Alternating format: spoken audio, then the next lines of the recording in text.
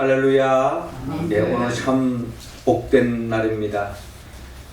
죽음의 권세를 깨뜨리고 부활하신 우리 주님.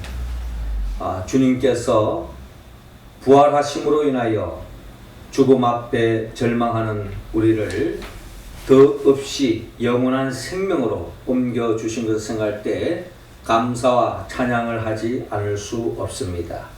이 시간, 이 부활주일, 부활의 주님을 우리 모두가 만남으로 부활의 신앙을 가지고 우리가 이 세상에서 승리하며 매일매일 하나님의 나라를 살아가는 우리 모두가 되기를 주의 이름으로 축원합니다. 아멘. 저는 며칠 전에 자전거를 타고 운동 삼아 광화문, 청와대 이쪽으로 돌면서 운동을 했습니다. 마침 광화문에 갔더니 또 제가 보지 못했던 어떤 추모관이 하나 또 세워졌어요. 오랫동안 세월호로 인해 가지고 그걸로 인해서 정치적으로 여러 가지 어떤 혼란함도 없지 않아 있었는데 또 무슨 추모관인가 하고 가까이 가서 보았더니 요번에 이 코로나로 인해 가지고 특별히 백신이 이제 개발되어서 이 백신을 맞고 그 백신의 부작용으로 인해서 죽으신 분들이 많이 있잖아요. 그분들의 그 백신 희생자라고 칭하면서 합동 분향소가 설치된 것을 보게 되었습니다. 그래서 무슨 또 특별한 무슨 정치적인 어떤 색깔을 가지고 하는 게 아닌가 하는 그런 어떤 또 제가 좀 의구심도 없지 않아 있었지만 다가가서 거기 안내하시는 분에게 물어봤더니 이게 뭐냐라고 물어봤더니 이제 그분이 자신의 어머니가 요번에 이제 이 백신 맞고 그대로 세상을 떠났다라고 하는 이야기를 들려주었습니다. 그 이야기를 들으면서 그런 사람이 한두 사람도 아니고 또 많은 사람이 고귀한 생명이 그 백신을 맞고 이 코로나를 잘 넘기기 위해서 백신을 맞았는데 이로 인해서 죽었으니 이 마음이 얼마나 안타깝겠습니까? 그분을 뵈면서 더 이상 제가 참 마음속에 여러 가지 복잡한 생각이 사라지고 그분을 위로하고 제가 돌아왔습니다.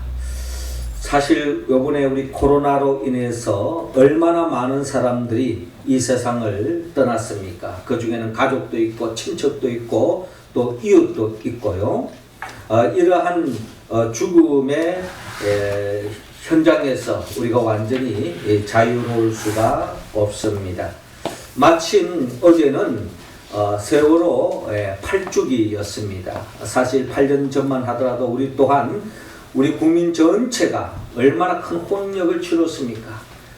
심지어 그 꽃다운 학생들이 수학여행 중에 그 고귀한 생명이 한두 사람도 아니고 수백 명이 세상을 떠나는 그 역사의 현장 속에서 같은 시대를 보내면서 우리의 마음 또한 더없이 아팠던 것이 또 과정이었습니다.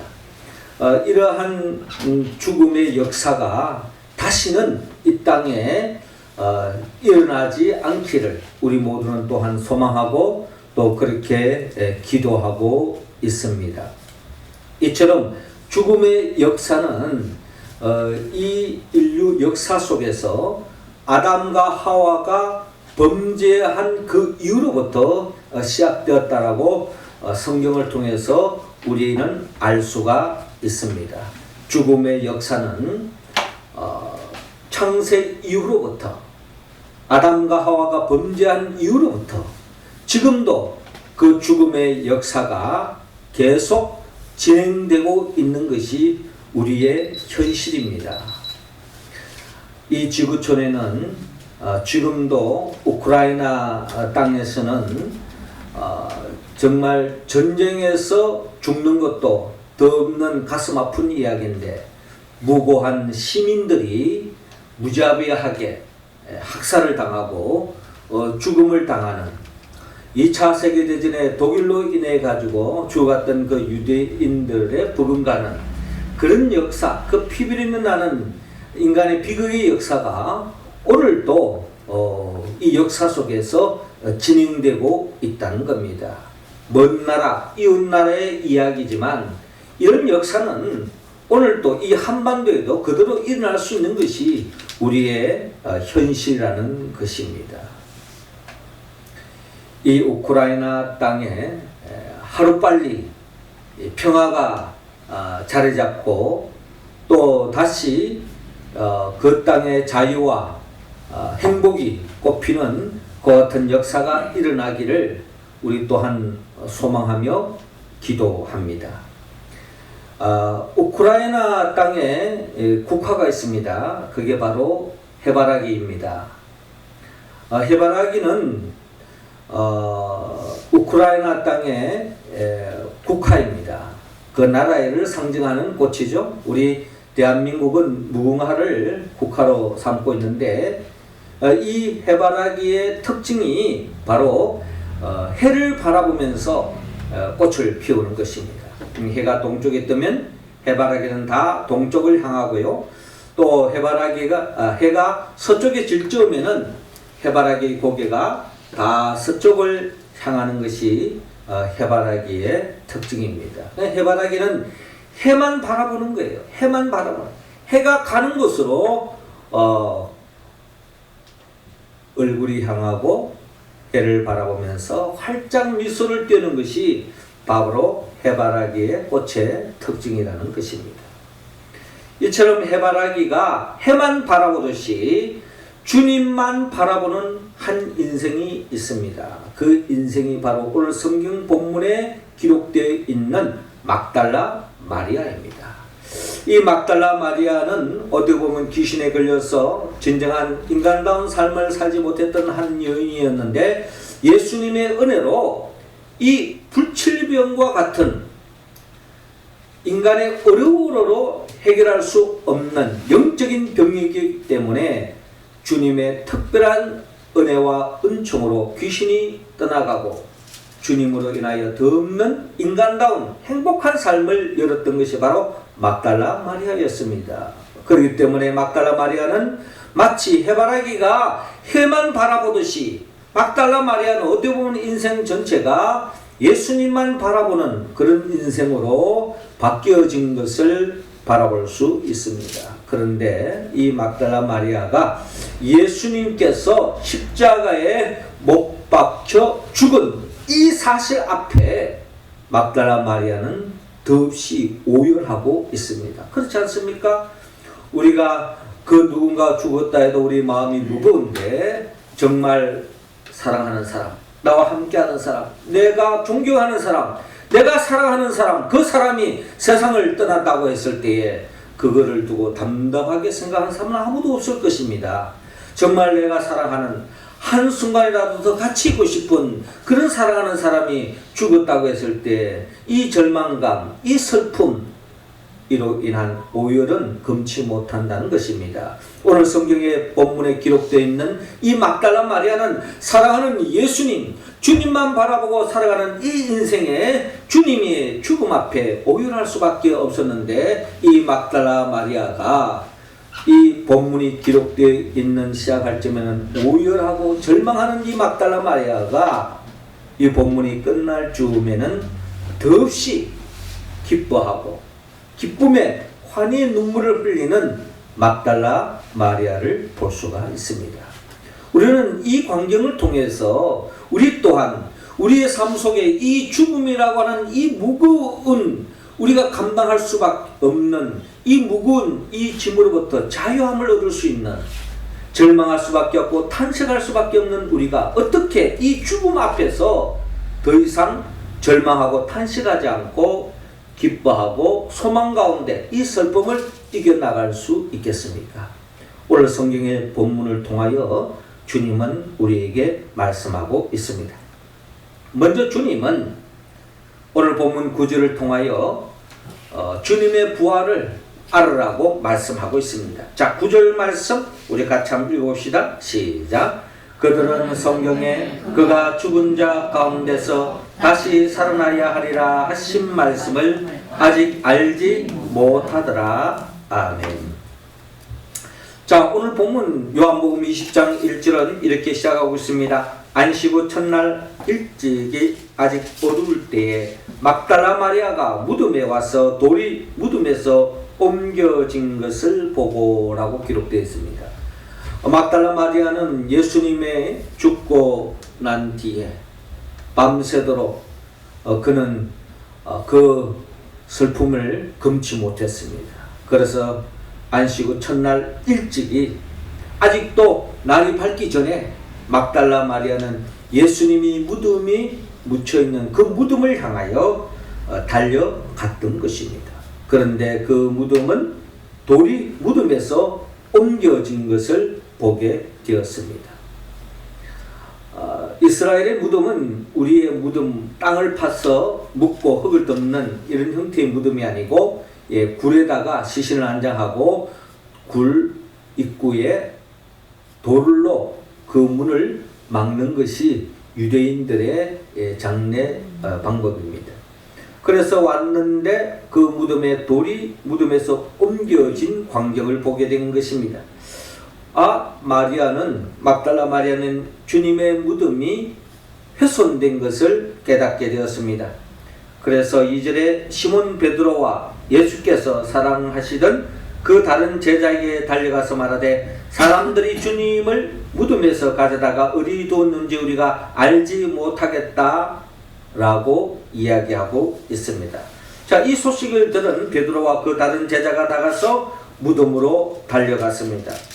자, 둘이 가서 같이 다름질하더니 그 다른 제자가 베드로보다 더 빨리 달려가서 먼저 무덤에 이르게 된 것입니다. 구부려 세바포 놓인 것을 보았으나 들어가지는 아니하였더니 시몬 베드로는 따라와서 무덤에 들어가 보니 세마포는 놓여 있었습니다. 그리고 7절에 또 머리를 샀던 수건은 세마포와 함께 놓이지 않고 딴 곳에 샀던 대로 놓여 있던 것입니다. 그때야 무덤에 먼저 갔던 그 다른 제자들도 들어가 보고 믿더라라고 기록되어 있습니다. 무엇을 믿었습니까? 막달라 마리아가 이야기하는 대로 예수님의 무덤이 훼손되어졌고 그 무덤은 텅 비어진 것을 보게 되었고 그들은 예수님의 부활을 믿은 것이 아니라 예수님의 시신이 훼손되었다는 것을 뒤늦게 알게 된 것입니다.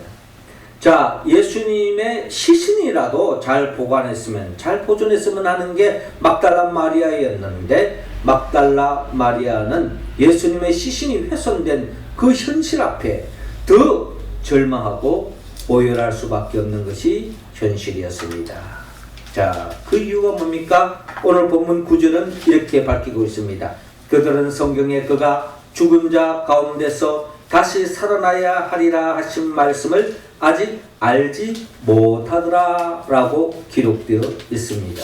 그러니까 막달라 마리아는 예수님이 부활한다고 하는 이 사실을 알았더라면 예수님의 텅 빈 그 무덤을 보는 그 순간에 예수님이 부활하셨구나 하고 더없이 기뻐했을 터인데 예수님의 부활 사실을 그는 몰랐기 때문에 예수님의 시신이 훼손됐다 하면서 더 큰 절망감에 빠진 것이 막달라 마리아의 마음 상태라는 것입니다. 그래서 10절에 이에 두 제자가 자기들의 집으로 돌아가니라. 그러니 제자들은 더 어쩔 수 없이 모든 것을 자포자기하는 마음으로 집으로 돌아가는 것이 그들의 모습이었다라는 것입니다. 그렇습니다. 예수님의 부활 사실을 알지 못했을 때 죽음 앞에 우리는 더 절망할 수밖에 없답니다. 우리가 부활을 알지 못하면 죽음으로 모든 것이 다 끝났다. 모든 것이 다 끝장났다. 한 줌의 흙으로 돌아가는구나. 인생 허무하다. 이렇게 이야기할 수밖에 없는 것이 우리들의 생각입니다. 그러나 성경은 분명히 우리에게 말씀합니다. 죽음, 그것으로 모든 것이 끝나는 것이 아니라 부활의 생명이 있다는 것을 우리에게 가르쳐주고 있습니다.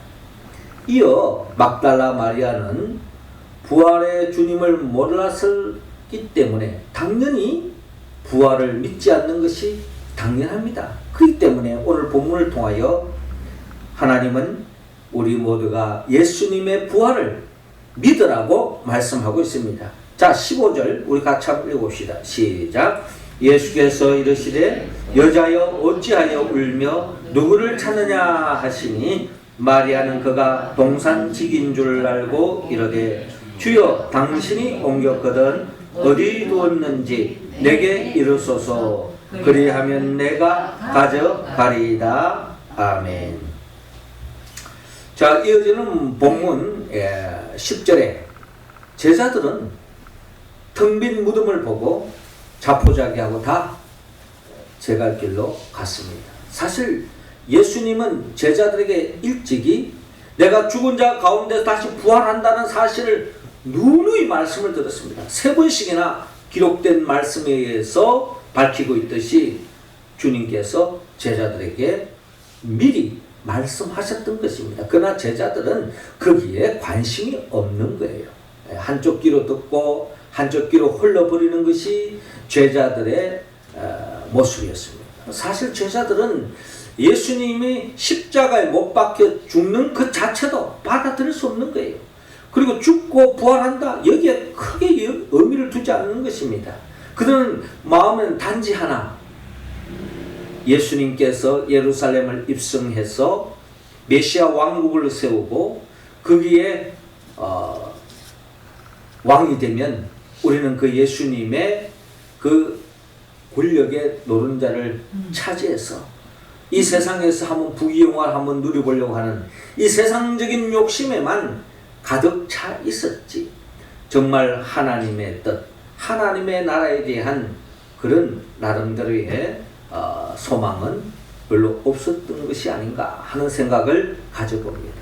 결국 예수님의 시신이 보이지 않았을 때 그들은 부활에까지 생각하지 않고 그들은 다 집으로 자포자기하고 돌아가는 겁니다. 그러나 여러분, 막달라 마리아는 오늘 본문 11절에 나타나 있는 것처럼 마리아는 무덤 밖에 서서 울고 있더니 울면서 구비로 무덤 안을 들여다보니, 막달라 마리아는 그런 상황 속에서 제자들은 다 체념하고 다 제 집으로 갔지만 막달라 마리아의 마음에는 얼마나 주님에 대한 사랑하는 마음, 주님의 시신이라도 잘 보관하고 싶은 그런 마음으로 꽉 차 있었기 때문에 그 현장을 떠나지 못하고 있는 것입니다.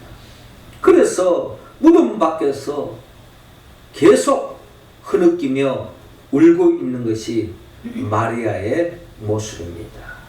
사랑하는 님이 먼저 세상을 떠났을 때 막달라 마리아처럼 오열하는 것이 어떻게 보면은 정상적인 사람들의 모습이라고 볼 수 있겠죠.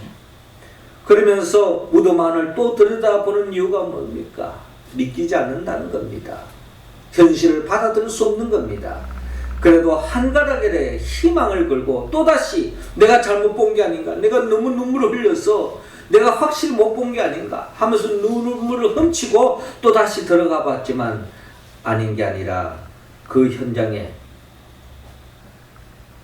조금 전까지 보지 못했던 일들이 벌어집니다. 12절에 흰옷 입은 두 천사가 예수의 시체 뉘었던 곳에 하나는 머리편에 하나는 발편에 앉았더라 라고 기록되어 있습니다. 예수님의 그 시신이 놓였던 곳에 천사들이 있는 것을 보게 된 것입니다. 그때 천사들이 이 막달라 마리아에게 말합니다. 여자여 어찌하여 우느냐? 어찌하여 우느냐? 그때 막달라 마리아가 사람들이 내 주님을 옮겨다가 어디 두었는지 내가 알지 못함이니라. 사람들이 예수님의 시신을 훼손한 것 같습니다. 훔쳐간 것 같습니다. 더 절망적인 그런 상황을 천사들에게 그래고 아뢰고 있는 것입니다. 자, 이 말을 하고 났을 때에 14절에 이 말을 하고 뒤로 돌이켜 예수께서 서 계신 것을 보았으나 예수신 줄은 알지 못하더라 라고 기록되어 있습니다. 절망에 빠져있는 이 여인에게 부활하신 예수님이 이 막달라 마리아에게 보여주시는 것입니다. 막달라 마리아가 부활하신 주님이 보여주심으로 인하여서 부활하신 주님을 보게 된 것입니다. 그러나 여러분, 본다고 보이는 것이 아닙니다. 우리가 알지 못하고 믿지 못하면 눈에 보여도 믿지 못하는 것이 사람의 모습입니다. 눈에 보인다고 해서 다 알 수 있는 것이 아닙니다. 우리가 관심 밖에 있는 것은 보이지 않는 것이 우리가 생활을 하면서 깨닫게 되어지는 겁니다. 그러니까 이 막달라 마리아는 부활 자체를 알지도 못하고 믿지도 못하니 부활하신 주님이 옆에 계신데도 예수님인 것을 알지 못합니다. 그 예수님을 어떻게 봤느냐? 15절에 예수께서 이르시되 여자여 어찌하여 울며 누구를 찾느냐? 라고 예수님께서 친히 말씀까지 하시는데도 마리아는 그가 동산직인 줄 알고 이르되 주여 당신이 옮겼거든 어디 두었는지 내게 이르소서 그리하면 내가 가져가리이다. 여러분, 막달라 마리아는 예수님이 여자여 어찌하여 울며 누구를 찾느냐? 라고 말씀하는데도 불구하고 막달라 마리아는 그가 동산직인 줄로 알고 있더라라는 겁니다. 그러면서 막달라 마리아는 예수님의 시신이라도 찾고자 하는 마음으로 어디에 옮겼는지 알려 달라고 계속 조르고 있는 것을 볼 수가 있습니다. 그렇습니다. 부활을 알지 못하면 부활의 주님을 만나더라도 그 주님을 알 수도 없고 부활을 믿을 수 없는 것이 현실입니다. 그러기에 막달라 마리아는 죽음 앞에 계속 오열하고 있는 것이 막달라 마리아의 모습이라는 것입니다. 여러분, 하루살이는 내일을 알지 못합니다. 내일을 아는 메뚜기는 내년을 알지 못합니다. 내년을 아는 개구리 또한 영혼을 알지 못하는 것입니다. 하나님은 인간을 창조하실 때에 영원한 생명을 안겨주었습니다. 우리에게 영혼에 대한 갈망을 안겨주시고 영혼에 대한 소망을 우리에게 이미 안겨주었습니다. 그러나 죄로 말미암아 그 영혼을 잃었기 때문에 인간은 죽음 앞에 오열할 수밖에 없는 것이 그게 바로 정상이라는 것입니다. 이러한 인간을 향하여 영원히 살아야 할 인간이 정령 죽을 수밖에 없는 그런 현실 앞에 오열하는 그 막달라 마리아에게 주님은 부활이 있다는 것을 가르쳐주고 있습니다. 예수님은 요한복음 11장을 통하여 죽은 나사로를 부활시켜 주면서 하신 말씀이 있습니다. 나는 부활이요 생명이니 나를 믿는 자는 죽어도 살겠고 무릇 살아서 나를 믿는 자는 영원히 죽지 아니하리니 이것을 내가 믿느냐? 라고 말씀하셨습니다. 예수님의 부활을 믿을 때에 마르다와 마리아의 그 믿음을 통하여 오라버니 나사로가 죽음에서 살아났습니다. 이것은 장차 예수의 부활을 믿는 자들 또한 예수님의 부활의 생명에 참여할 수 있음을 주님께서 가르쳐주고 있습니다. 예수의 부활을 믿는 자만이 부활하신 주님을 볼 수 있고 부활하신 주님을 믿음으로 부활의 생명에 참여할 수 있다라고 성경을 통하여 하나님은 우리에게 말씀하고 있습니다. 부활을 믿을 때에 부활하신 주님이 찾아왔을 때에 믿을 수 있고 만날 수 있다는 겁니다. 아직도 막달라 마리아는 부활을 알지 못하고 믿지 못하기에 예수님이 여자여 어찌하여 울며 누구를 찾느냐라고 묻는데도 불구하고 동산직인 줄만 알고 있는 것이 막달라 마리아이듯이 우리 또한 부활의 주님을 알지 못하고 믿지 못하면 부활이 내 삶 속에 펼쳐진다 할지라도 부활하신 주님을 내 삶 속에 찾아온다 할지라도 그 주님을 볼 수도 없고 만날 수도 없다는 것입니다. 그러므로 하나님은 우리 모두가 예수의 부활을 믿으라고 말씀합니다. 이어 마지막 세 번째로 막달라 마리아는 뒤늦게 예수의 부활을 알고 믿음으로 인하여서 주님을 만나게 되었고 그 부활하신 예수님을 전하는 모습으로 바뀌는 것을 볼 수가 있습니다. 18절 말씀 우리 같이 한번 읽겠습니다. 시작. 막달라 마리아가 가서 제자들에게 내가 주를 보았다 하고 또 주께서 자기에게 이렇게 말씀하셨다 이르니라. 아멘. 자, 오늘 본문 16절에 예수께서 마리아야 하거늘 마리아가 돌이켜 히브리 말로 라보니 하니 이는 선생님이라는 말이라라고 기록되어 있습니다. 여러분, 막달라 마리아는 예수님을 동산지기로만 알고 부활의 주님을 알아채지 못했지만 그러나 부활의 주님은 그 막달라 마리아에게 계속 다가옵니다. 결국 막달라 마리아는 예수님의 부활을 뒤늦게 알게 되어지고 부활의 주님을 믿게 되어지는 이 신비로운 역사는 바로 주님께서 만나 주심으로 인하여서 막달라 마리아가 부활의 주님을 온전히 믿게 되었다는 것입니다.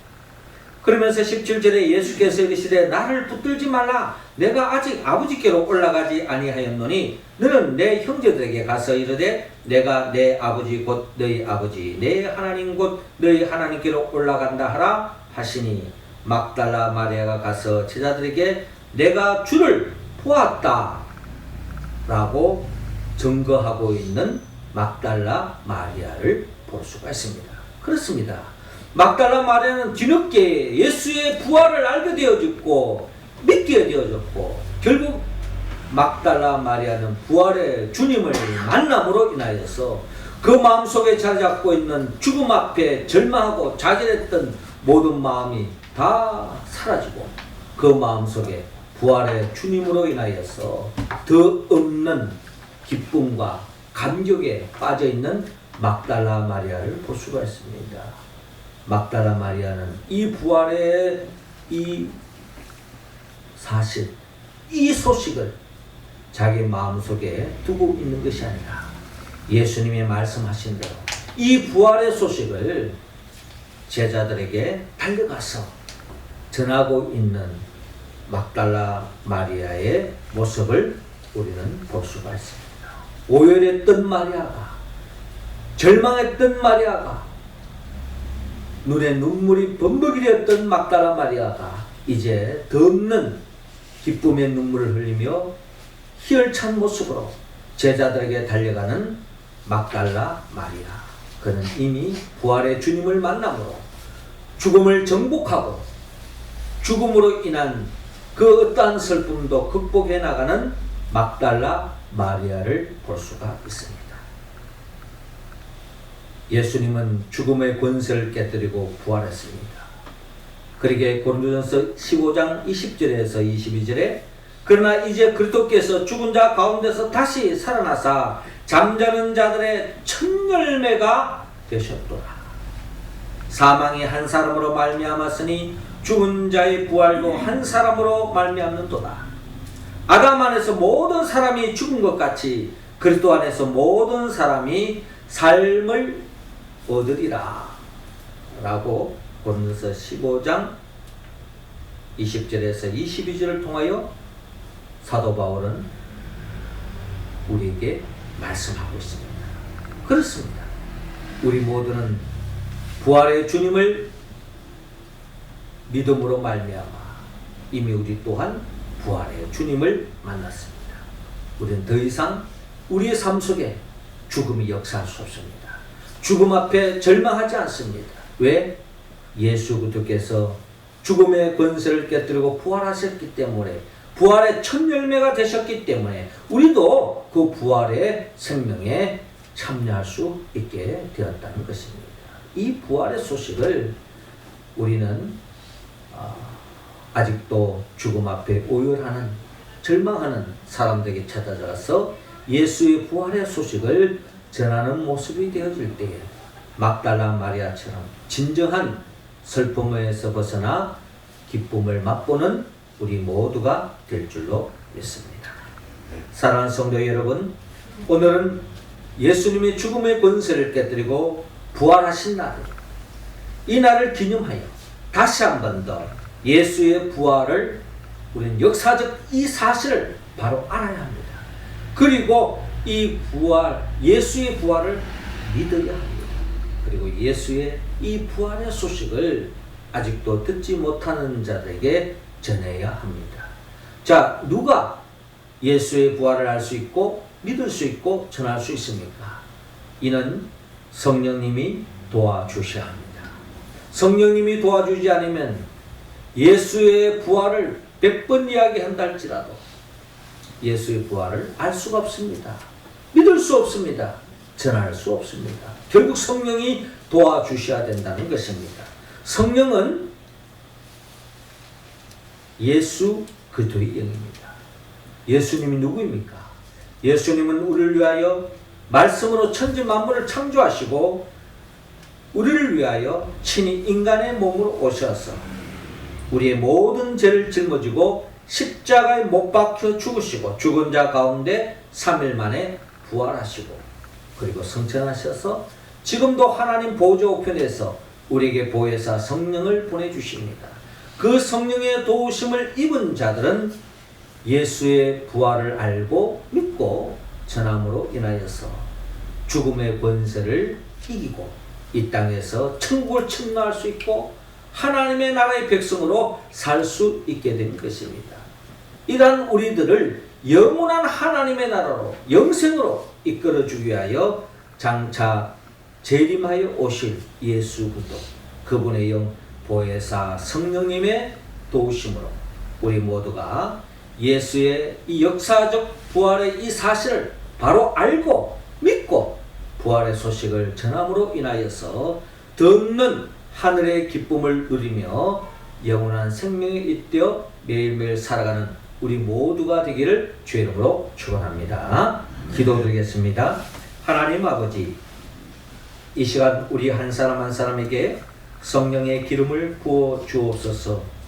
보혜사 성령의 도우심으로 예수님의 2000년 전 죽음의 권세를 깨뜨리고 부활하신 이 역사적 이 부활의 사실을 바로 알게 하시고 이 부활을 믿고 이 부활의 소식을 전함으로 말미암아 이 세상의 죽음의 권세를 몰아내고 생명의 역사를 일으키는 진정한 참된 기쁨을 맛보는 우리 모두가 될 수 있도록 인도하여 주시옵소서. 예수님의 이름으로 기도합나이다. 아멘.